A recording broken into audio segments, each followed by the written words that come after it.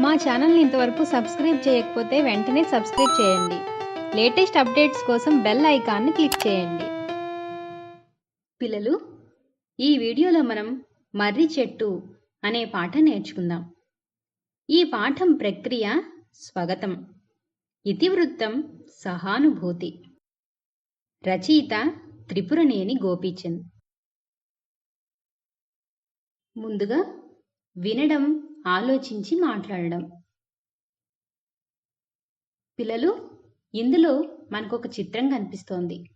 ఆ చిత్రాన్ని గమనించండి, మాట్లాడండి.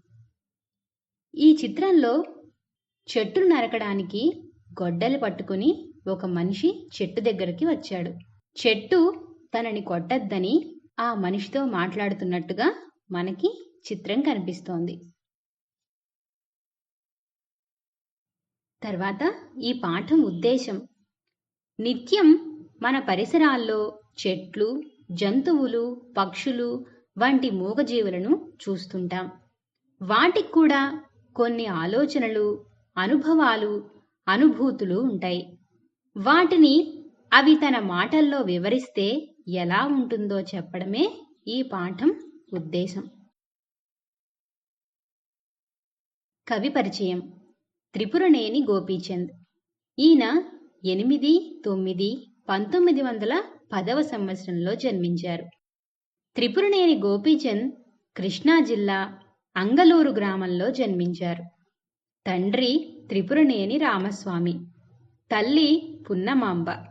ధర్మవడ్డీ, మమకారం, తండ్రులు కొడుకులు, మాకు ఉన్నాయి స్వగతాలు, పోస్టు చేయని ఉత్తరాలు వంటి రచనలు చేశారు. వీరి పండిత పరమేశ్వర శాస్త్రి వీరునామా అనే రచనకు కేంద్ర సాహిత్య అకాడమీ బహుమతి లభించింది. ఈయన 2-11-1962వ సంవత్సరంలో స్వర్గస్థులయ్యారు. పిల్లలు, ఇప్పుడు మనం ఈ మర్రి చెట్టు పాఠాన్ని చదువుదాం. నేనిప్పుడే చెరువుగట్టు మీద మొద్దునై పడి ఉన్నాను.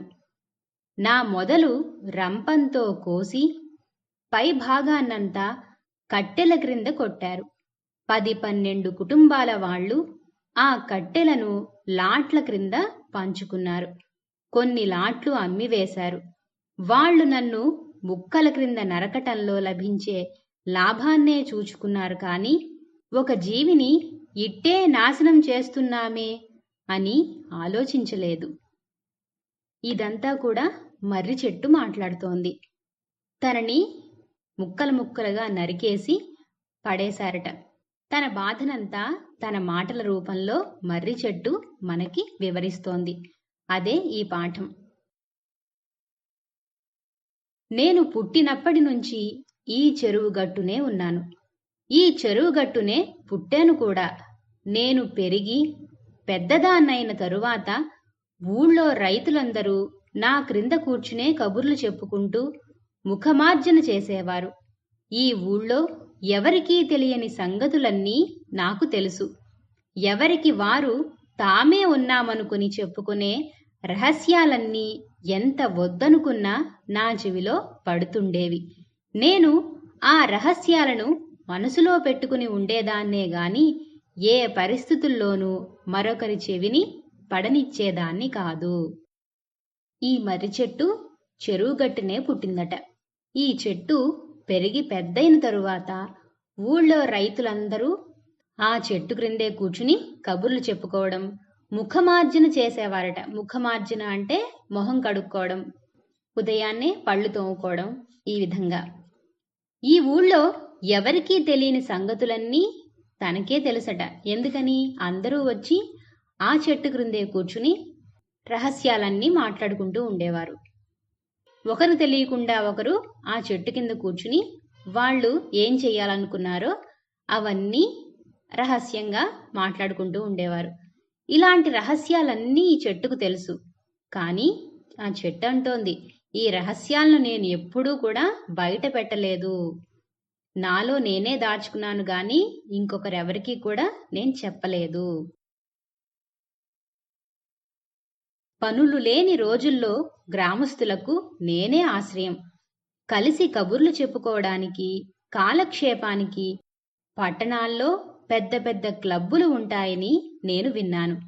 ఈ మధ్య మా గ్రామంలోని కుర్రకారు ఎక్కువ మంది పట్టణానికి వెళ్ళి రావడం మొదలుపెట్టారు. కొంతమంది చదువు నెపంతో అక్కడే ఉంటున్నారు. బడి ఉన్నంతకాలం అక్కడే ఉండి సెలవులకు ఇండ్లకు వస్తూ ఉండేవారు. క్లబ్బు సంగతి వాళ్ళు చెప్పుకుంటూ ఉంటే నేను విన్నాను. ఆ క్లబ్బులో మంచి ఆటలుంటాయట, పెద్ద పెద్ద వాళ్ళందరూ వస్తూ ఉంటారట.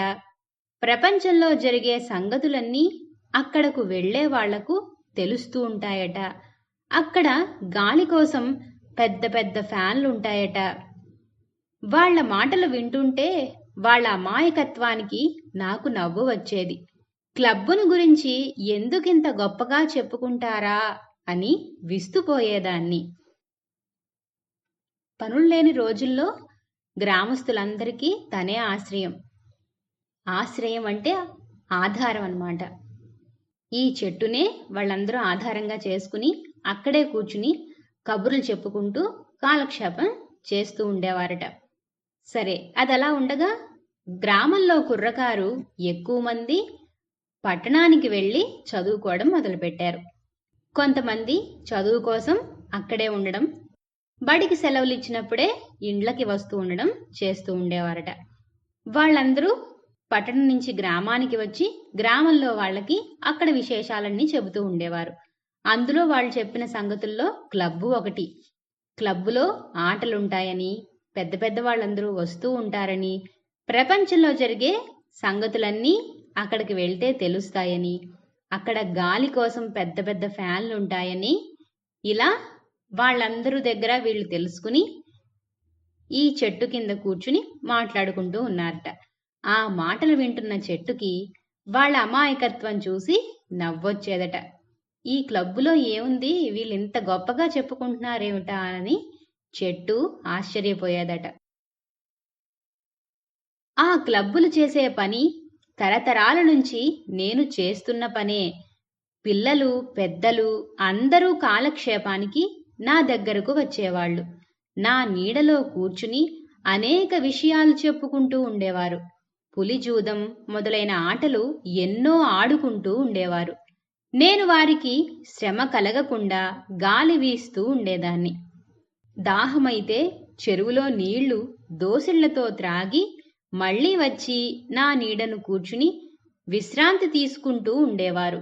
నా నీడను, గాలిని అలవాటు పడిన వాళ్ళు ఇంట్లో ఒక్క క్షణం ఉండేవారు కాదంటే మీరు నా మాట నిస్సంకోచంగా నమ్మవచ్చు.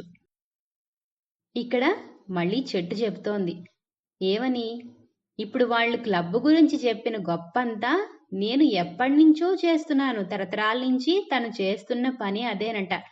పిల్లలు పెద్దలు అందరూ కాలక్షేపానికి తన దగ్గరికే రావడం, తన నీడలో కూర్చుని మాట్లాడుకోవడం, ఆటలు ఆడుకోవడం ఇలా జరుగుతూ ఉండేది. నేను వారికి అలసట కలగకుండా, వాళ్ళకి శ్రమ కలగకుండా గాలి వీస్తూ ఉండేదట. దాహం అయితే పక్కనే ఉన్న చెరువులో వాళ్ళు నీళ్లు తాగి మళ్ళీ వచ్చి అక్కడ కూర్చుని హాయిగా విశ్రాంతి తీసుకుంటూ చక్కగా ఆ చెట్టు నీడలో కాలక్షేపం చేసేవారట. ఇలా తన నీడకు గాలికి అలవాటు పడిన వాళ్ళు ఇంట్లో అసలు ఉండలేకపోయేవారట. ఇక క్రొత్తగా ఈ క్లబ్బులు వచ్చి చేస్తున్నదేమిటో నేను వాళ్ల కంటికి అలవాటైపోయిందాన్ని. పైగా ఆశ్రయం ఇచ్చినందుకు వాళ్లను నేనేమీ అర్థించను, వాళ్లతో దమ్మిడీ ఖర్చు పెట్టించను. అందువల్ల నేనంటే వాళ్లకు విలువ లేకుండా పోయింది. దీనికి తగినట్టు ఈ కాలం కుర్రకారు చీటికి మాటికి పట్టణం పోయి ఎక్కువ కాలం అక్కడే గడుపుతున్నారు. అందువల్ల నా వంటి వాళ్ల మీద వాళ్ల దృష్టి పడడం లేదు. నిజానికి సహజంగా నాకున్న అపేక్ష వల్ల గాని ఈ గ్రామస్తులను ఆదరణగా చూడవలసిన అపేక్ష లేదు. అంటే నే వారికి ఏ విధంగానూ రుణపడి లేను. నేను ఒకరు నాటగా మొలిచిన దాన్ని కాదు. ఎవరో దయదలచి ఇంత ఎరువు నీరు పొయ్యగా పెరిగిన దానిని కాదు. ఏ గాలికో విత్తుగా ఉండగా కొట్టుకు వచ్చి ఈ చెరువు గట్టు మీద పడి ఉంటాను. ఏ కాకి ముక్కు నుండో జారిపడి ఉంటాను. ఎక్కువగా ఊహలేని ఆ చిన్నతనంలో ఏం జరిగిందో ఇదమిద్దమని చెప్పలేను గాని నేను నా బ్రతుకు ఎప్పుడూ ఎవ్వరి మీద ఆధారపడలేదని నాకు స్పష్టంగా జ్ఞాపకం ఉంది. చెట్టు ఏమంటోంది? తను చేసే పని కన్నా విచిత్రంగా ఈ క్లబ్బులు ఏం చేస్తున్నాయి? నేను ఈ పని ఎప్పటినుంచో చేస్తున్నాను కదా అని అంటోంది. అంతేకాకుండా వీళ్ల చేత నేను దమ్మిడి ఖర్చు పెట్టించను, అంటే ఒక్క రూపాయి కూడా ఖర్చు పెట్టించట్లేదు. అందరూ ఊరుకునే వచ్చి తన చెట్టు నీడను కూర్చుని కాలక్షేపం చేయడం, ఆడుకోవడం ఇవన్నీ చేస్తూ ఉండేవారు. కానీ క్లబ్బులో అలా కాదు కదా. క్లబ్కు వెళ్ళాలంటే డబ్బు ఖర్చు పెడితేనే క్లబ్కు వెళ్ళగలుగుతారు. పైగా ఈ కాలం కుర్రకారంతా కూడా పట్టణానికి పోవడం, పట్టణాల్లోనే ఎక్కువ కాలం గడుపుతూ ఉండడం వల్ల వాళ్ళకి నా మీద దృష్టి ఉండటం లేదు, అంటే చెట్ల యొక్క విలువ వాళ్ళు తెలుసుకోవట్లేదు అని చెప్తోంది. నిజానికి ఈ చెట్టును ఎవ్వరూ నాటలేదట. తనకు తానే ఏ గాలికో కొట్టుకుని రావడం లేదా ఏ కాకి ముక్కు నుండో జారిపడి ఉంటానని చెప్తోంది. ఎవ్వరూ నాకు నీళ్లు గాని ఎరువు గాని వేసి పెంచింది లేదు. నా అంతట నేనే వర్షానికి వచ్చిన నీళ్లతో పెరిగానని చెప్తోంది. తనకి చిన్నతనంలో ఏం జరిగిందో అంత ఖచ్చితంగా గుర్తులేదట. కానీ తనకు మాత్రం బాగా తెలిసింది ఏంటంటే తను ఎప్పుడూ ఎవ్వరి మీద ఆధారపడలేదని తనకి స్పష్టంగా జ్ఞాపకం ఉందిట. ఒకరి మీద ఆధారపడవలసిన అవసరం నాకేమి ఉంది? నాకు కావలసింది ఏమంత గనుక? నేను పడిన భూప్రదేశంలో ఉన్న సత్తువే నాకు చాలు. అప్పుడప్పుడు పడే వర్షపు జల్లులు, భూమిలో ఉన్న నిమ్మే చాలు నాకు. కాస్త పెరిగి పెద్దదాన్నైన తరువాత నా వేళ్లే నాకు కావలసిన ఆహారాన్ని సమకూర్చి పెట్టినాయి. మనుష్యుల్లో జరుగుతున్నట్లు నేను బ్రతకడానికి మరొకరిని కష్టపెట్టవలసిన అవసరం నాకు లేదు. ఎవ్వరికీ కించిత్ నష్టం కలిగించకుండా నేను బ్రతకగలను. నా బ్రతుకులో స్వార్థం లేదు. నేను ఏదీ కోరి బ్రతకటం లేదు. నాకేదైనా కోరిక ఉంటే వీలైనంత వరకు ఇతరులకు సహాయపడటమే ఆ కోరిక. ఈ కోరిక కూడా నేను తెచ్చిపెట్టుకుంది కాదు, నా స్వభావంలో ఉంది.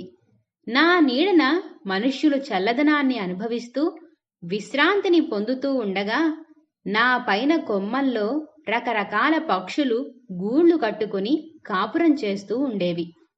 అవి నా వంటివే. వాటికి స్వార్థం అనేది లేదు. బ్రతుకులో ఉన్న ఆనందం కోసం ఒకరిని ఇబ్బంది పెట్టకుండా బ్రతుకుతున్న నిస్వార్థ జీవులవి. ఇక్కడేం చెప్తోంది? ఒకరి మీద ఆధారపడవలసిన అవసరం తనకు లేదని, తనకి అంత ఎక్కువగా కావలసిన అవసరాలు కూడా ఏమీ లేవని చెప్తోంది. తను ఉన్న భూప్రదేశంలో ఆ భూమి సారమే తనకి చాలు. అలాగే అప్పుడప్పుడు పడే వర్షపు జల్లులు, భూమిలో ఉన్న నిమ్ముతోనే తను బ్రతికిందట. అలా బ్రతికి మెల్లిగా పెరిగి పెద్దదైన తర్వాత తన వేళ్లే తనకు కావలసిన ఆహారాన్ని సమకూర్చి పెట్టాయి. అలా వేళ్లు సమకూర్చిన ఆహారంతోనే తను విస్తారంగా ఎదిగి పెద్ద చెట్టుగా అవుతుంది. మనుష్యుల్లోలాగా చెట్లు బ్రతకడానికి మరొకరిని కష్టపెట్టవలసిన అవసరం లేదు. ఎవ్వరికీ కూడా నేను ఎటువంటి నష్టం కలిగించకుండా బ్రతుకుతాను అని అంటోంది. నా బ్రతుకులో స్వార్థం లేదు. నేను ఏదీ కోరి బ్రతకటం లేదు. చెట్లు ఎప్పుడూ కూడా మనకి ఉపకారం చేయడమే తప్పితే వాటికంటూ ఏ విధమైన స్వార్థపూరిత కోరికలు ఉండవు. చెట్లు కాయలు కాచినా, నీడనిచ్చినా, గాలి వీచినా అవన్నీ మనకే ఉపయోగం కానీ చెట్లకేమీ కాదు. అదే చెప్తోంది. నాకేదైనా కోరిక ఉంటే వీలైనంత వరకు ఇతరులకు సహాయపడటమే ఆ కోరిక. తనకసలు కోరికంటూ ఉంటే అది ఇతరులకు సహాయం చేయడమేనట. అది కూడా నేను తెచ్చిపెట్టుకుంది కాదు, నా స్వభావంలో ఉంది. అంటే ఈ చెట్టు ఒక్కటికే కాదు ఈ లక్షణాలు, చెట్లన్నిటికీ ఇవే లక్షణాలుంటాయి అని. నా నీడన మనుషులు చల్లదనాన్ని అనుభవిస్తూ విశ్రాంతిని పొందుతూ ఉండగా నా పైన కొమ్మల్లో రకరకాల పక్షులు గూళ్ళు కట్టుకుని కాపురం చేస్తూ ఉంటాయి. మనం చెట్టు కింద ఎలా అయితే నీడగా ఉందని, విశ్రాంతి దొరుకుతుందని చెట్టు నీడని చేరతామో, అలాగే చెట్టు పైన కొమ్మల్లో పక్షులు గూళ్ళు కట్టుకుని ఉంటూ ఉంటాయి. అవి నా వంటివే, వాటికి స్వార్థం అనేది లేదు అని చెప్తోంది. ఆ పక్షులకు కూడా స్వార్థం అనేది ఏమీ లేదు. వాటి బ్రతుకు కోసం అవి ఎప్పుడూ కూడా ఎదుటి వారిని ఇబ్బంది పెట్టవు. అవి కూడా తనలాగే నిస్వార్థ జీవులు అని చెప్తోంది. ఒక్కొక్కప్పుడు అటువంటి వాటిని కూడా ఇబ్బంది పెడుతుండేవారు, మానవులం అనుకునేవారు. అవి తమ మీద రెట్టలు వేస్తున్నవనే నెపంతో రాళ్లు విసిరి నా ఆశ్రయం నుంచి వాటిని వెళ్ళగొట్టడానికి ప్రయత్నిస్తూ ఉండేవారు. అప్పుడు భయపడిపోయి అవి చేసే గోల వినడానికి నాకు హృదయ విదారకంగా ఉండేది. ఒక ప్రక్క వాళ్ల దెబ్బలను భరించలేక, వేరొక ప్రక్క గూళ్లలో ఉన్న పిల్లలను విడిచిపెట్టి వెళ్ళలేక గుండెలు అవిసిపోయేటట్టు అరుస్తూ రెక్కలు కొట్టుకుంటూ గూళ్ల చుట్టూ ఎగురుతుండేవి. అవి అల్లాడిపోతుంటే రాళ్లు విసిరే మానవులకు ఆనందంగా ఉండేది. ఇతర జీవుల బాధ, అందులో ఇతరులకే మాత్రం అపకారం తలపెట్టని జీవుల బాధ గొప్పవాళ్లు అనుకునే మానవులకు ఎట్లా ఆనందం కలిగిస్తుందో నాకు అర్థమయ్యేది కాదు. ముక్కు మీద వేలేసుకుని చూస్తూ ఉండేదాన్ని. ఇంకా ఈ మానవులు ఏం చేస్తున్నారట? పక్షులను కూడా ఇబ్బంది పెడుతున్నారట. ఎందుకని? అలా చెట్టు నీడను కూర్చున్న వీళ్ల పైన రెట్టలు వేస్తున్నాయనే కోపంతో వాటిపైకి రాళ్లు విసిరి వాటిని చెట్టు నుండి వెళ్ళగొట్టాలని చూస్తూ ఉండేవారట. అప్పుడు ఆ పక్షులు చాలా భయపడిపోయేవట. వాళ్ళు కొట్టే దెబ్బలు పాపం వాటికి తగిలితే అవి ఆ దెబ్బల యొక్క నొప్పిని భరించలేక అక్కడి నుంచి దూరంగా వెళ్ళిపోలేక అవి ఏడ్చే ఏడుపు ఈ చెట్టుకి హృదయ విదారకంగా ఉండేదిట. ఎందుకని అవి వెళ్ళలేకపోతున్నాయి ఆ చెట్టుని వదిలి? ఆ చెట్టు పైన వాటి గూళ్ళున్నాయి. ఆ గూళ్ళలో చిన్న చిన్న పిల్లలుంటాయి వాటికి. అందుకని ఆ పిల్లల్ని వదిలిపెట్టి వెళ్ళలేక ఆ పక్షులన్నీ బాధపడుతూ ఏడుస్తూ ఆ చెట్టుపైనే తిరుగుతూ ఉండేవిట. ఇలా ఈ మనుషులు ఎందుకు అపకారం చేస్తున్నారో అని చెట్టు బాధపడేదిట. మనుషులు వాళ్లకు వాళ్లే గొప్పవాళ్ళని అనుకుంటారట. కానీ వాళ్లకు మాలాంటి మూగజీవుల బాధ ఏ రకంగానూ కూడా అర్థం అవ్వట్లేదు. వాళ్ళు మమ్మల్ని హింసిస్తున్నారు అని చెప్తోంది. ఇదంతా చూసి చెట్టు ముక్కు మీద వేలేసుకుని చూస్తూ ఉండేదట. అటువంటి సమయాల్లో క్రింద ఉన్న మనుష్యులను వాళ్ళు చేస్తున్న ఘోర అపచారం తెలియజేసి మందలించాలని అనిపించేది. కానీ మానవులు ఆనాటికే ప్రకృతిలో సహజంగా జీవిస్తున్న ప్రాణికోటి అభిప్రాయాలను అర్థం చేసుకోలేని స్థితికి దిగజారి ఉన్నారు. ఇక వాళ్లకు చెప్పుకునేదెట్లా? ఈ మానవులు నా నీడను కూర్చుని అస్తమానం హక్కుల సంగతి మాట్లాడుకుంటూ ఉండేవారు. అటువంటప్పుడు నా కొమ్మలను ఆశ్రయించుకుని బ్రతుకుతున్న పక్షులను బాధించే హక్కు వీరికి ఎవరిచ్చారో? నా నీడన కూర్చుని కబుర్లు చెప్పుకునే హక్కు వీరికి ఉన్నప్పుడు నా చెట్ల కొమ్మల మీద గూళ్ళు కట్టుకుని నివసించే హక్కు పక్షులకు ఎందుకు లేదు? అసలు ఇంతకీ నా హక్కు మాటేమిటి? నన్నడిగే వాళ్ళు నా క్రింద కూర్చున్నారంటారా? ఇక్కడ చెట్టంటోంది. వీళ్ళు చేసే పనులను చూసి చెట్టుకి చాలా కోపం వచ్చేదిట. వీళ్ళని మందలించాలని, వీళ్ళు చేసే తప్పులను వాళ్ళకి తెలియజేయాలని అనిపించి మందలించాలని అనుకుందిట. కానీ మానవులు ఆనాటికే ప్రాణికోటి అభిప్రాయాలను అర్థం చేసుకోలేని స్థితికి దిగజారిపోయి ఉన్నారట. అంటే కేవలం మనుషులకి వాళ్ల బ్రతుకు తెరువు, వాళ్ల కష్టనష్టాలు తప్పితే చెట్ల గురించి, పక్షుల గురించి వాళ్ళకి ఏ విధంగానూ పట్టదు. చెప్పినా వీళ్ళకి వృధా అన్నమాట. వీళ్ళకి చెప్పినా వృధా అని చెట్టు అనుకుంది. సరే, ఇంకా వీళ్ళేం చేస్తున్నారట? తన చెట్టు నీడలోనే కూర్చుని అస్తమానం హక్కుల గురించి మాట్లాడుకుంటూ ఉంటారట. అంటే ఎంతసేపు మనుషులకే హక్కులు కావాలన్నమాట. మనకిక్కడ హక్కు తగ్గింది, అక్కడ తగ్గింది అని ఎప్పుడు వాటి మీదే చర్చ. అలాంటప్పుడు ఈ చెట్టు అంటోంది, తన కొమ్మలను ఆశ్రయించుకుని బతుకుతున్న పక్షులను బాధించే హక్కు వీరికి ఎవరిచ్చారు అని.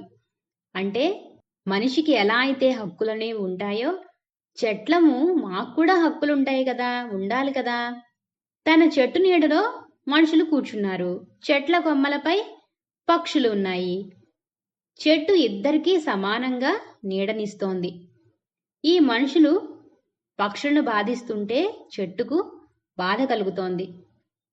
పక్షులను బాధించే హక్కు మనుషులకు ఎవరిచ్చారని. వీళ్ళకి హక్కు ఉన్నప్పుడు వాటికి కూడా హక్కు ఉంటుంది కదా అని అడుగుతోంది. మనుషులు నన్ను అడిగి నా చెట్టు నీడను కూర్చుంటున్నారా అని ప్రశ్నిస్తోంది. అవి రెట్టెలు వేస్తున్నవంటారా? నా ఒడిలో కూర్చుని వీళ్ళు ఊసే ఉమ్ముల మాటేమిటి? వాళ్ళు చేసే అనాకారపు పనులు వాళ్లకు పట్టవు. వీళ్ళు పగలు పెద్ద మనుషులు గాని రాత్రిళ్ళు చీకటిలో దూరం వెళ్ళటానికి భయపడి నా చుట్టుప్రక్కల ఇండ్ల వాళ్ళు నా క్రింద అందరూ కూర్చునే చోట చేసే కస్మలం సంగతేమిటి? రెట్టను వేసిన పక్షుల మీదకు రాళ్లు రువ్వేటప్పుడు ఆ సంగతులు వాళ్లకు జ్ఞాపకం రావు.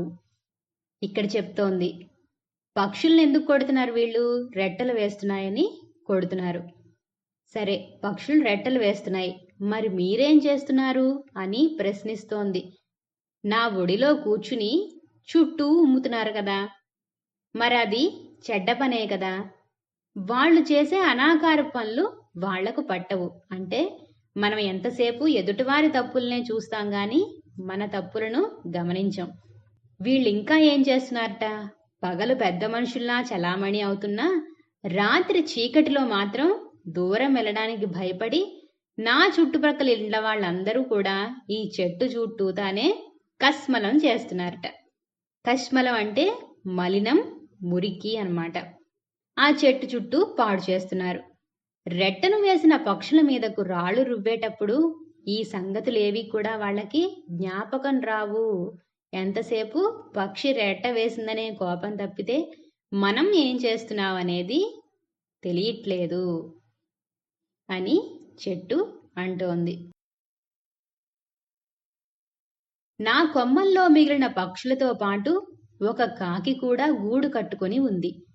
సాధారణంగా కాకులు మిగిలిన పక్షులతో కలిసి ఉండవు. ఎందుకనో ఈ కాకి నా అండన చేరింది. మిగిలిన పక్షులకు మళ్ళే కాక కాకులకు మానవ సంపర్కం ఎక్కువగా ఉంటుంది. అవి మానవుల ఇండ్లలోనే ఎంగిళ్లు తింటూ ఎండబోసినవి దొంగిలిస్తూ తిరుగుతూ ఉంటవి.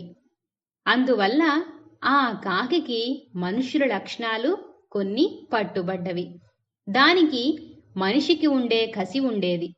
మనుష్యులు అనవసరంగా నా మీద గూళ్ళు కట్టుకుని ఉన్న పక్షులను హింసించడం సహించలేక అది ఒక పని మొదలుపెట్టింది. ఏ మనిషి నా క్రింద కూర్చుని గొప్పగా ఉత్సాహంగా మాట్లాడుతూ ఉంటాడో గురి చూచి అతని మీద ఠక్కున రెట్ట వేసి ఎగిరిపోయేది.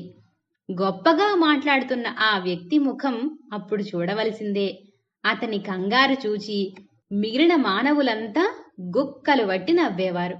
ఆ కాకి పనికి నాకు నవ్వు వచ్చేది.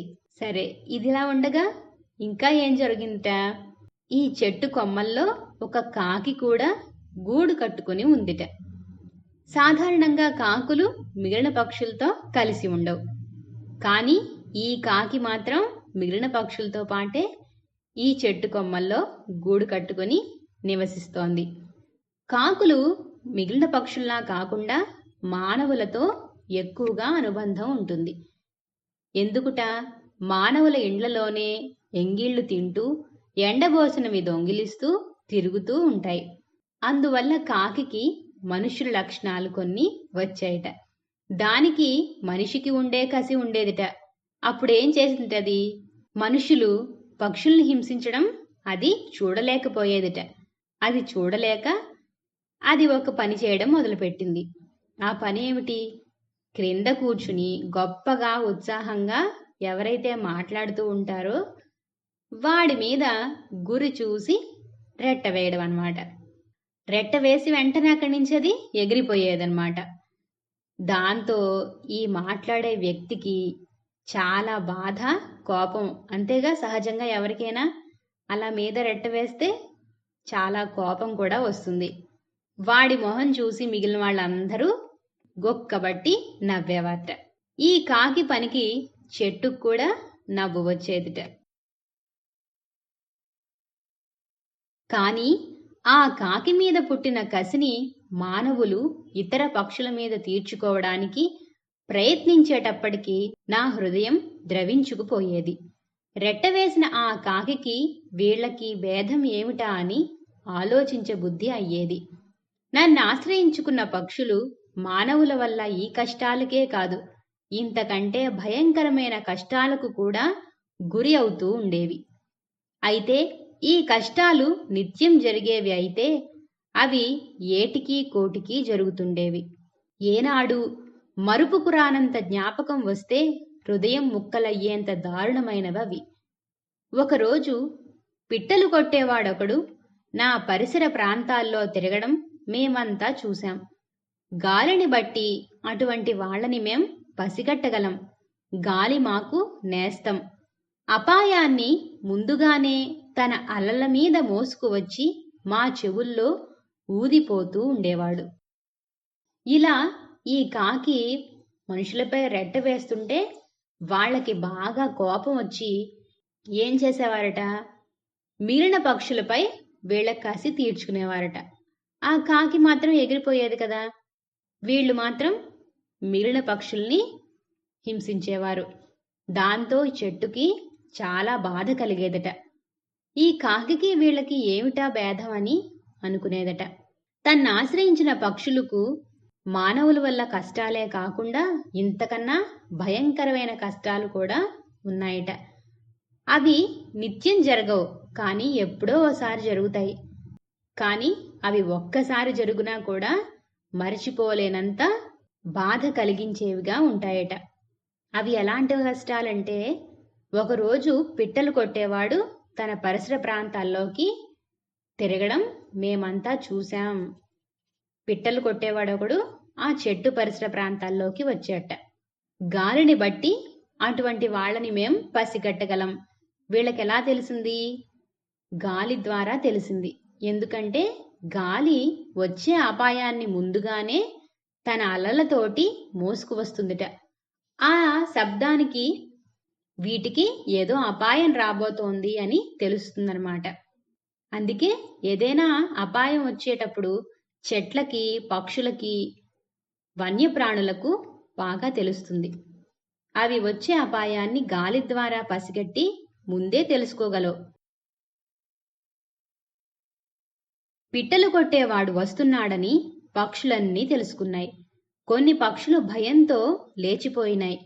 వాటిల్లో ఎక్కువ మగ పక్షులే. మిగిలిన పిల్లలు లేని ఆడపక్షులు, పిల్లలున్న ఆడపక్షులు పిల్లలను విడిచి వెళ్ళలేక బయటకు కనబడకుండా గోళ్లలోనే కూర్చున్నాయి. పిల్లలను దగ్గరకు చేర్చుకుని ప్రాణాలను అరచేతిలో పెట్టుకుని కూర్చున్నాయి. పిట్టలు పట్టేవాడికి గూటిని పొడిచే ఆచారం ఉన్నదని వాటికి తెలుసు. ఇప్పుడు ఏం జరిగిందిట? ఒకరోజు పిట్టలు కొట్టేవాడు వచ్చాడు. వాడొస్తున్నాడని పక్షులన్నిటికీ ముందే తెలిసిపోయింది. అవన్నీ భయంతో ఆ చెట్టు మీద నుంచి చాలా వరకు వెళ్ళిపోయాయి. వెళ్ళిపోయినవి ఎలాంటి పక్షులట? ఎక్కువ అన్ని మగ పక్షులే వెళ్ళిపోయాయి చెట్టు నుంచి.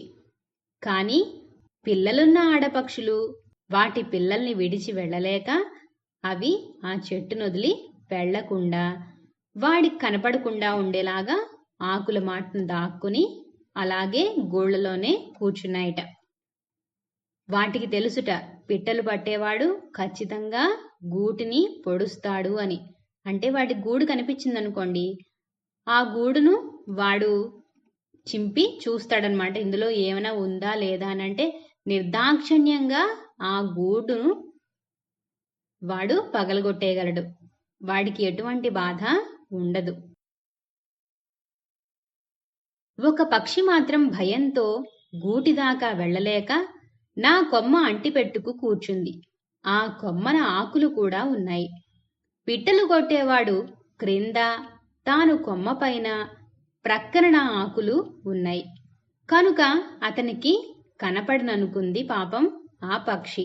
నేను కూడా దగ్గర్లో ఉన్న ఆకులతో ఆమెను కప్పడానికి ప్రయత్నించాను. కాని పిట్టలు కొట్టేవాడు ఆ పక్షిని చూడనే చూశాడు.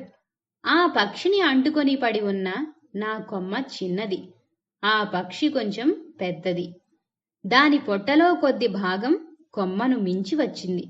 పిట్టలు కొట్టేవాని చేతిలో కొనకు పదునైన బాకు కట్టిన ఒక పెద్ద వాసాం ఉన్నది. ఆ వాసాన్ని పైకెత్తి దాని కొనకున్న బాకుతో క్రింద కనబడుతున్న ఆ పక్షి కడుపును పొడిచాడు. ఆ పక్షి కేరుమని అరిచింది. ఆ బాకు దాని కడుపులోకి దిగబడిపోయింది. వాసాన్ని దింపి బాకున నిలిచి ఉన్న పిట్టను వదిలించుకుని సంచిలో వేసుకుని వెళ్ళిపోయాడు ఆ పిట్టలవాడు. ఇప్పుడేం జరిగిందిట? ఒక పక్షి మాత్రం గూటిదాకా వెళ్ళలేక ఒక కొమ్మను అంటిపెట్టుకుని కూర్చుందిట. సరే, అది కనపడనని అనుకుంది పాపం. ఆ ఆకుల మాటన కూర్చుంది. పిట్టలు కొట్టేవాడేమో చెట్టు క్రిందున్నాడు, పక్షి ఏమో కొమ్మ పైనున్నాయి, పక్కనే ఆకులు కూడా ఉన్నాయి. కానీ పిట్టలు కొట్టేవాడికి ఆ పక్షి కనపడిపోయింది. దాంతో వాడేం చేశాడు? పదునైన బాకు కట్టిన ఒక పెద్ద వాసాంతో దాన్ని పైకెత్తి ఆ పక్షి గడుపుని గురి చూసి కొట్టాడు. దాంతో దానికి ఆ కత్తి తగిలింది. పక్షి పాపం వెంటనే కేరమని ఏడుస్తూ కింద పడిపోయింది. దాన్ని వాడు పట్టుకుని సంచిలో వేసుకుని వెళ్ళిపోయాట. ఇదంతా చూస్తూ నిలబడిపోయాను నేను. ఏం చెయ్యను? ఇతని గొంతు నులమడానికి భగవంతుడు నాకు చేతులను ఇవ్వలేదు. నన్ను నేను పెళ్లగించుకుని అతని మీద పడదామనుకున్నాను. ఆ ప్రయత్నంలో నేను మరణిస్తే మాత్రం ఏం? కాని నేను స్పృహలోకి వచ్చేటప్పటికే అతను దాటిపోయాడు. మానవుల్లో మంచివాళ్లు లేరని కాదు నా ఉద్దేశం. మంచివాళ్లే లేకపోతే ఈ లోకం ఇంకా ఎందుకు నిలిచి ఉంటుంది? మానవుల్లో ఎక్కువ మంది మంచివాళ్లే. అయితే వాళ్లకు మాబోటి వాళ్ల బాధలను గ్రహించే స్పృహ తగ్గిపోయింది. తాము ఏదో ఒక విధంగా బ్రతకడమే ముఖ్యమైంది. ఇలా పక్షినివాడు చంపి తీసుకుని వెళ్ళిపోయాడు. ఇదంతా ఆ చెట్టు చూస్తూ ఉందిట. దానికి బాగా కోపం వచ్చింది. ఈ పిట్టలు కొట్టేవాడిని ఎలాగైనా సరే చంపాలననుకుందిట. కానీ భగవంతుడు తనకి చేతుల్నివ్వలేదు. చేతులతో ఏమీ చేయలేదు. చేతులు లేవు కదా. సరే, తనకి తాను పెళ్లగించుకుని, అంటే భూమి నుంచి ఇంకా కదిలిపోదాం, వెళ్ళి పడిపోదాం అని అనుకుంది. కానీ అది సాధ్యం అయ్యే పని కాదు. తను ఇదంతా చెయ్యాలి అని ఆలోచించుకునేటప్పటికే వాడు వెళ్ళిపోయాడు. చెట్టు కదలడం అంటే సామాన్యమైన విషయం కాదు కదా. అదంతా పని చేసేలోపు వాడు వెళ్ళనే పోయాడు. చెట్టు పాపం ఏమీ చెయ్యలేకపోయింది. ఆ పిట్టను చూసి బాధపడ్డం తప్పితే తన వల్ల ఏమీ కాలేదు. మానవుల్లో మంచివాళ్లు లేరని తన ఉద్దేశం కాదట. మంచివాళ్లు కూడా ఉన్నారు. మంచివాళ్లు ఉండబట్టే ఇంకా లోకం ఇలా ఉందని. అందరూ చెడ్డవాళ్ళైతే మనం ఎవ్వరం బ్రతకలేం. కాకపోతే ఈ మంచివాళ్ళుట తనబోటి వాళ్ల బాధలను గ్రహించే స్పృహలో లేరు. అంటే ఇలాంటి బాధలను వాళ్ళెవరూ పట్టించుకోవట్లేదు. కేవలం వాళ్ళు బ్రతకడమే ముఖ్యమైపోయింది. బ్రతకడానికి ఇన్ని ఘోరాలు చెయ్యాలా? ఇతర జీవులను ఇంత నిర్దాక్షిణ్యంగా తమ పొట్టను పెట్టుకోవాలా? ఏ ఆకు దుంపలు తింటే సరిపోదు. కాని ఇప్పటి కుర్రవాళ్లు అలా అనుకున్నట్లు కనపడదు. వాళ్లతో పాటు మాకు ఈ ప్రపంచంలో బ్రతికే హక్కు ఉన్నదని, అందరం బ్రతికితేనే ఈ ప్రపంచం అందమని వాళ్ళు అనుకున్నట్లు కనపడదు. ఇది వరకు ఎవ్వరైనా మా మీదకు రాళ్లు విసిరితే ఎందుకురా దాన్నట్లా కొడతావ్ అనేవారు. తెలియని వాళ్ళు మా కొమ్మలను విరిస్తే, పచ్చని చెట్టును విరిస్తే పాపంరా అనేవారు. మొక్కలను పీకితే కళ్ళు పోతాయి అనేవారు. ఇప్పుడు అటువంటి మాటలు ఎక్కడా వినపడడం లేదు. రోజులలా మారినాయి. మానవుల దృష్టి మారిపోయింది. చెట్టు అంటోంది, బ్రతకడానికి ఇన్ని ఘోరాలు చెయ్యాలా? ఇంత నిర్దాక్షిణ్యంగా జీవులను చంపాలా? అంటే పక్షులను చంపాలా అని దాని ఉద్దేశం. ఏ ఆకు దుంపలు తింటే సరిపోదు అంటే మనిషి కేవలం జీవుల్ని హింసించి చంపి తినడమే కాకుండా వేరే కూరగాయలు ఆకుకూరలు కూడా తినొచ్చు కదా. అవి తిన్నా వాడి కడుపు నిండుతుంది కదా. కేవలం నోరులేని మూగజీవాలను చంపి ఎందుకు తింటున్నారు? అలా తినవద్దు. అలా తినడం వల్ల అవి ఎంతో బాధపడతాయి. వాటికి నోరు లేదు వాటి బాధను చెప్పుకోవడానికి అని అంటోంది. ఇప్పటి కుర్రవాళ్ళు ఇలా అనుకుంటున్నట్లు లేదు. ఏమని అనుకోవట్లేదు వీళ్ళు? మనం ఎలా అయితే బ్రతుకుతున్నామో ప్రపంచంలో మూగజీవాలకు కూడా బ్రతికే హక్కు ఉందని మనం ఆలోచించట్లేదు. మనం అంటే మనుషులు ఎవరో కూడా కేవలం వీళ్ళ బ్రతుకునే చూసుకుంటున్నారు కానీ మూగజీవాల యొక్క బ్రతుకును వీళ్ళు పట్టించుకోవట్లేదు. చెట్లు పక్షులు అన్నీ ఉంటేనే ప్రపంచం. అలా ఉండాలని వీళ్ళెవరూ కూడా అనుకోవట్లేదు. ఇదివరకు రోజుల్లో ఏం జరిగేదిట, ఎవరైనా చెట్టు మీదకు రాళ్లు విసిరితే ఎందుకురా దానట్లా కొడతాం అనేవారట. అంటే చెట్టుకు కూడా ప్రాణం ఉందని, రాయి విసిరితే దానికి తగులుతుందని పెద్దవాళ్ళు పిల్లలకి చెప్పేవారు. తెలియని వాళ్ళు మా కొమ్మల్ని విరిస్తే, పచ్చని చెట్టుని విరిస్తే పాపంరా అనేవారు. అంటే చిన్నపిల్లలకి ఏమీ తెలియదు కదా, ఒక వయసు వచ్చే వరకు జ్ఞానం తెలియదు. అలాంటి పిల్లలు ఏం చేస్తారు, చెట్టుని చిన్న చిన్న మొక్కలను వాళ్ళ చేతికి అందే చిగుర్లను కానీ అలా మొగ్గలను కానీ తుంపి పారేస్తూ ఉంటారు. అలా విరిస్తే పాపంరా, పచ్చని చెట్టును విరవకూడదు అని చెప్పేవారట. అలాగే మొక్కలను పీకితే కళ్ళు పోతాయనేవారట. ఇలాంటి మాటలు ఇప్పుడు ఎక్కడా వినిపించటం లేదు. రోజులు మారినాయి, మానవుల దృష్టి మారిపోయింది. ఇలా చెప్పేవాళ్ళు ఎవ్వరూ లేకుండా పోయారట. ఇలా ఎవ్వరూ చెప్పకపోవడంతో ఏమవుతోంది, మొక్కలను వాటికి ప్రాణం ఉంటుంది, అవి బాధపడతాయి అని ఎవ్వరూ ఆలోచించట్లేదు. మొక్కల వల్ల అంతా మనుషులకి ఉపయోగమే గాని నష్టం లేదు. అయినా సరే వాటిని కొట్టేసి హింసిస్తున్నారు మానవులు. ఇటీవల నరసింహులు అనే యువకుడు మా గ్రామం పంచాయతీ ప్రెసిడెంట్ అయ్యాడు. అతనిని నేను చిన్నప్పటి నుంచి ఎరుగుదును. నిన్న మొన్నటి వరకు ఆకతాయితనంగా తిరుగుతుండేవాడు. ఈ చెర్లోనే ఈదులాడుతుండేవాడు. నన్నెక్కి నా కొమ్మలను అనవసరంగా విరిచి పారేస్తూ ఉండేవాడు. గోల చేసి గూళ్ళలోని పక్షులను బయటకు తోలుతుండేవాడు. మరీ చిన్నప్పుడు బడికి వెళ్లకుండా పలక పుస్తకాలు పట్టుకొని నా తొర్రలో తాక్కునేవాడు. తనలాంటి వాళ్లనే ఇంకా నలుగురిని పోగు చేసి నా ఊడలు పట్టుకుని ఉయ్యాలలూగుతుండేవాడు. ఆ నరసింహులు ఇప్పుడు పంచాయతీ ప్రెసిడెంట్ అయ్యాడు. అతను ఉద్యోగంలోకి వచ్చినందుకు నేను చాలా సంతోషించాను. ఎందుకంటే అతను ఎన్ని ఆగతాయి పనులు చేసినా అతనంటే నాకు ఇష్టంగానే ఉండేది. ఇటీవల ఏం జరిగిందిట, నరసింహులు అనే యువకుడు పంచాయతీ ప్రెసిడెంట్ అయ్యాట. తనని చిన్నప్పటి నుంచి కూడా ఈ చెట్టు చూస్తూనే ఉంది. ఎందుకని, ఈ యువకుడు చిన్నప్పుడంతా ఆ చెట్టు పరిసరాల్లోనే ఆడుకోవడం, ఇక్కడే ఉండడం, ఈ చెట్టు పక్కన ఉన్న చెరువులోనే ఈదుతూ ఉండడం, ఇలా అతను ఈ చెట్టుకి బాగా తెలుసు. తన యొక్క చిన్నప్పుడు తను చేసే పనులు అన్నీ ఈ చెట్టుకి బాగా గుర్తున్నాయి. సరే, వాడు ఎంత అలరి చేసినా కూడా చెట్టుకి అతనంటే ఇష్టం. అతను ఎప్పుడైతే పంచాయతీ ప్రెసిడెంట్ అయ్యాడో చెట్టు చాలా ఆనందించిందిట. ప్రెసిడెంట్ అయిన రోజు సాయంకాలమే 10 మంది గ్రామ పెద్దలను వెంట పెట్టుకుని నా దగ్గరకు వచ్చాడు. అప్పుడే గ్రామస్తులతనికి సన్మానం చేసినట్టున్నారు. కొత్త బట్టలు ధరించి చూడముచ్చటగా ఉన్నాడు. తనకు గౌరవ పదవి లభించగానే మాకున్న పరిచయాన్ని పురస్కరించుకుని నన్ను చూడడానికి వచ్చాడనుకుని నేను చాలా సంతోషించాను. కాని అతను అందుకు రాలేదు.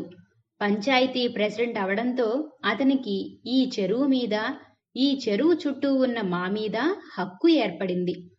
ఆ హక్కు అమలులో పెట్టడానికి వచ్చాడు. ప్రక్కన ఉన్న వానితో ఈ చెట్లన్నీ అనవసరం, వీటి వల్ల చెరువు గట్టు పాడవుతోంది, చెర్లో నీరు పాడవుతూ ఉంది, వీటిని వేలం వేయించి కొట్టించి వేస్తే పంచాయతీకి కొంత డబ్బు కూడా వస్తుంది. అంతగా అవసరం అనుకుంటే చిన్న పార్కు వంటిది వేయించుకోవచ్చు. సర్వి చెట్లు వేయిస్తే త్వరగా అక్కరకు వస్తాయి, అమ్ముకుంటే ధర బాగా పలుకుతుంది అన్నాడు. అంతా నిజమేనంటే నిజమే అన్నారు. అతని అభ్యుదయ పంథాకు జోహార్లు అర్పించారు. సరే, ఏం జరిగిందట ఇప్పుడు? ప్రెసిడెంట్ అయిన రోజు సాయంత్రమే అతను ఒక 10 మంది గ్రామ పెద్దలను వెంట పెట్టుకుని ఈ చెట్టు దగ్గరికి వచ్చాట. సరే, తను కొత్త బట్టలు అవి ధరించి చూడముచ్చటగా ఉన్నాడు. తనకి చక్కటి పదవి వచ్చింది కదా, ఈ చెట్టుతో చెప్తాడు అని అనుకుంది చెట్టు. కానీ అతనికి అసలు ఆ స్పృహే లేదు. ఎందుకంటే చెట్టుకి ప్రాణం ఉంటుందని, మనం ఏదైనా చెట్టుతో చెప్తే చెట్టు సంతోషిస్తుందని ఇలాంటివేవి అతనికి తెలియదు. తను ప్రెసిడెంట్ అయ్యాడు కదా, ఆ ఊరి మీద తనకి అధికారం వస్తుంది. ఈ హక్కుతో అతను ఏం చేయాలనుకున్నాడంటే ఈ చెట్లన్నిటినీ కూడా తీసేసి కొత్త చెట్లు వేయించాలనుకున్నాడు.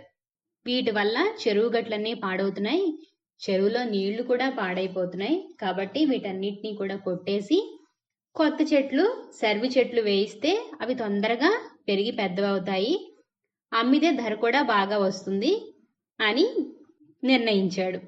అతని ఈ మాటలకి మిగతా పెద్దలందరూ కూడా ఒప్పుకున్నారట. ఓకే, సరే, అయితే అలానే చేద్దాం అని. అతని మాటలు వింటే నాకు గుండె చెరువయింది. చావటానికి భయపడి కాదు, చావంటే మా జాతికి భయమే లేదు. నా గుండె చెరువైంది అతని నిర్లక్ష్యానికి. మా ఉద్దేశాలను మేము మానవులకు మళ్ళే పైకి చెప్పుకోలేకపోయినా మాకు ప్రాణం అనేది ఉంటుందని నాతో ఇంత పరిచయం ఉన్న అతనికి తట్టకపోవడం నాకు ఆశ్చర్యం వేసింది. మాకు ప్రారంభం లేకపోతే మేము ఎలా పెరుగుతున్నామనుకున్నారు? మేము నీడనివ్వడం మాట అటుంచి ఈ చెరువుగట్టు ఇన్నేళ్ల నుంచి వర్షానికి కరిగిపోకుండా ఉన్నదంటే దానికి కారణం భూమిలోకి మా వేళ్లు అల్లుకోవడమే. ఈ సంగతి అతనికి తెలిసినట్లు లేదు. మా పాలు, మా కాయలు ఎన్నో జబ్బులను నయం చేస్తవి. ఈ సంగతి అతనికి తెలిసినట్లు లేదు. ఊళ్ళో బీదవాళ్లు ఎంతమందో నా ఆకులతో విస్తర్లు కట్టుకుని భోజనాలు చేస్తున్నారు. ఈ సంగతి అతనికి తెలిసినట్లు లేదు. నేను పోతే నా మీద నివసించే ఈ పక్షులన్నీ ఏం కావాలని, నా వేళ్లను పొయ్యగా చేసుకుని వంటలు చేసుకునే బీదవాళ్లంతా ఏం కావాలి? అన్నిటికన్నా ముఖ్యంగా మా ప్రాణాలు అతని ప్రాణాలు వంటివే కదా. మా ప్రాణాలు తీయడానికి అతనికేం హక్కుంది? ఎవ్వరు బ్రతకడానికి అర్హులో ఎవ్వరు గాదో నిర్ణయించడానికి అర్హుడు తానా? ఇప్పుడు ఏమైందిట? అలా ప్రెసిడెంట్ మాటలు విన్న చెట్టుకి చాలా బాధ కలిగిందిట. అయ్యయ్యో, ఇతను ప్రెసిడెంట్ అయి చేసే మొదటి పని ఇదా, చెట్లన్నీ కొట్టించడమా అనని. సరే, చెట్టుకి చావంటే భయం లేదు, ఎప్పుడూ మేము చావుకి సిద్ధపడే ఉంటాం అని అంటోంది. కానీ మనుషులకి మళ్ళీ మాకు కూడా ప్రాణం ఉంటుంది కదా, మా ప్రాణానికి విలువ ఇవ్వాలి కదా అని అంటోంది. తనతో ఇంత పరిచయం ఉన్న అతనికి ఈ విషయం తట్టకపోవడం ఏమిటానని ఆశ్చర్యం వేసిందిట. మాకు ప్రాణం లేకపోతే మేమెలా పెరుగుతున్నామని అనుకుంటున్నారు అని అడుగుతోంది. మేము నీడనివ్వడమే కాకుండా చెరువుగట్టు ఇన్నేళ్ల నుంచి వర్షానికి కరిగిపోకుండా ఉండడానికి కారణం భూమిలోకి పాతుకుపోయిన వేళ్లు. వాటి వల్లే చెరువుగట్టు కరిగిపోకుండా ఉంది. అలాగే మర్రి చెట్టు పాలు కాయలు కూడా ఎన్నో జబ్బులను నయం చేస్తాయి. అది కూడా ఇతనికి తెలిసినట్లు లేదంటోంది. ఎంతో మంది బీదవాళ్లు తన ఆకులతోనే విస్తర్లు కట్టుకుని భోజనాలు చేస్తున్నారట. ఈ సంగతి కూడా అతనికి తెలియదు. నేను పోతే నా మీద నివసించే పక్షులన్నీ ఏం కావాలి? నన్నే పొయ్యగా చేసుకుని వంటలు చేసుకునే వాళ్ళంతా ఏం కావాలి? అన్నిటికన్నా ముఖ్యంగా మా ప్రాణాలు అతని ప్రాణాలు వంటివే కదా. మా ప్రాణాలు తీయడానికి అతనికి హక్కు ఎక్కడుంది? ఎవరిచ్చారు అని అడుగుతోంది. అయితే అతనిని ఎవ్వరు ఆపగలరు? పంచాయతీ బోర్డు ప్రెసిడెంట్ అవడంతో మా ప్రాణాలు అతని చేతుల్లోకి వెళ్ళినాయి. జీవకోటిని హింసించే అధికారం అతనికి వచ్చింది. త్వరగా మా ప్రాణాలు తీసి తనేదో ఘనకార్యం సాధించినట్లు గ్రామస్తులకు కనపడాలనుకున్నాడతను. ఇలా అతను నిర్ణయం తీసుకున్నాడు, చెట్లన్నీ కొట్టియాలని. ఆ నిర్ణయాన్ని ఎవరు మార్చగలరు? ఎవరు మార్చలేరు. తనకొచ్చిన పదవి వల్ల మా ప్రాణాలన్నీ కూడా మేము కోల్పోవలసి వస్తోంది. మా బాధ అతనికి ఏమాత్రం కూడా తెలియట్లేదు అంటోంది. మరునాడే వడ్రంగులను వెంటబెట్టుకుని వచ్చాడతను. వాళ్ళు ముందు నా ఊడలను కోసి నా ఆధారాన్ని తప్పించారు. తరువాత నా కొమ్మలను నరికి నన్ను బోసిదాన్ని చేశారు. తరువాత నన్నే మొదట్లో కోసివేశారు. నా పైభాగం కుప్ప మాదిరిగా కూలింది. ప్రస్తుతం నేను ఒక మొండెమై ఉన్నాను. అంటే నా మొదలు మాత్రమే ఉంది. ఈ పని జరిగి 4-5 రోజులైంది. మరునాడే నన్ను సమూలంగా త్రవ్వివేస్తారు అనుకున్నా గాని ఎందుకనో ఆ పని జరగలేదు. సరే, విచారిస్తూ ఊరికే కూర్చోవడం ఎందుకని నేను చిగర్చడానికి ప్రయత్నిస్తున్నాను. కాని మనస్సులో అతను నన్ను మొండెంతో విడిచిపెట్టడని తెలుసు. కట్టెలు కాగలననే ఆశతో నన్ను కుళ్ళగించి వేస్తాడని తెలుసు. తెలిసి నా పని నేను చెయ్యాలనే ఉద్దేశం. చిగర్చడానికి ప్రయత్నిస్తున్నాను. ఒకవేళ అతను నా సంగతి పట్టించుకోకపోయినా పెరిగి పెద్దదాన్నయ్యేదెప్పుడు? ఈ మానవులు ఎందుకింత క్రూరంగా ప్రవర్తిస్తారో? ఈ ప్రశ్నలకు పైన భగవంతుడు సమాధానం చెప్పాలి. కొన ఊపిరితో ఉన్నదానికి రంగరించి చిగర్చడానికి ప్రయత్నించడమే నా ధర్మం. తర్వాత రోజే ఏమైందిట? వడ్రంగులు, చెట్టు కొట్టేవాళ్ళు వచ్చి చెట్లన్నిటినీ కొట్టేశారు. అందులో ఈ మర్రి చెట్టును కూడా కొట్టేశారు. వాళ్ళు ముందు ఊడల్ని కోసి తర్వాత ఆధారాన్ని తప్పించి కొమ్మలు నరికేసి తర్వాత మొదట్లో కంట కొట్టేశారట. మొత్తం కొట్టేస్తే తను మొండెమైపోయింది. అంటే మొదలు మాత్రమే మిగిలింది. ఇలా ఈ చెట్టు కొట్టేసి 4 రోజులైందట.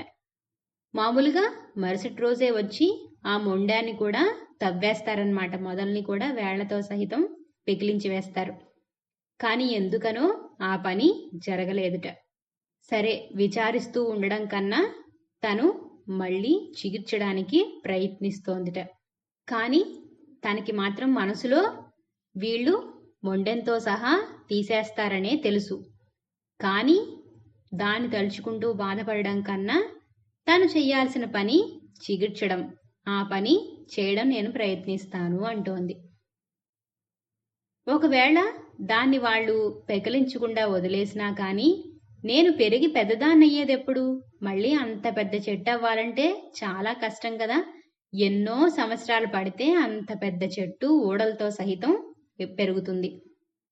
ఇప్పుడు చిగిర్చి మొదలుపెట్టిన చెట్టు ఎప్పటికి పెరిగి పెద్దదయ్యేది? అదే బాధపడుతోందనమాట. ఈ మానవులు ఎందుకు ఇంత క్రూరంగా ప్రవర్తిస్తున్నారో? ఈ ప్రశ్నలన్నిటికీ కూడా భగవంతుడే సమాధానం చెప్పాలి. కొన ఊపిరితో ఉన్న నేను చిగర్చడానికి ప్రయత్నించడమే నా ధర్మం. నా ధర్మాన్ని నేను చేస్తాను అని చెట్టు తన యొక్క బాధను మొత్తం ఈ పాఠంలో వర్ణించింది. ఈ పాఠం ప్రక్రియ స్వగతం. స్వగతం అంటే తన గురించి తానే చెప్పుకోవడం అన్నమాట. అది స్వగతం. ఈ విధంగా మర్రి చెట్టు మనుషులు ఎంత క్రూరంగా ప్రవర్తిస్తున్నారో మనకు తెలియజెప్పింది.